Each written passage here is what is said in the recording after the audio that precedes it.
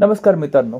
ठरलं तर मग या मालिकेच्या नवीन वर्षाच्या पहिल्या भागामध्ये अर्जुन, सायली, रविराज आणि अश्विनच्या हॉस्पिटलमध्ये गेले असतात, जिथे त्यांना अश्विन एक CCTV फुटेज दाखवतो. अर्जुन, सायली तिथे का गेले असतात तर त्यांना पोलिसांकडनं आणि कोर्टाकडनं प्रतिमाच्या फेक बॉडीबद्दल इन्व्हेस्टिगेशन करायची परवानगी मिळाली असते. आणि त्यावेळेस ते CCTV फुटेज बघितल्यानंतर रविराज, अर्जुन त्यांना नक्कीच शंका येते की इथे जो माणूस स्ट्रेचर ढकलतोय त्या माणसाचा प्रतिमाशी आणि महिपाशी नक्की जवळचा संबंध असणार. आता बघूया पुढच्या भागामध्ये तो माणूस जो त्या फेक बॉडीला ढकलतोय तो माणूस कोण आहे ते. मला तर वाटतं कदाचित तो नागराज असेल. बघूया आणखी पुढे काय होतं ते.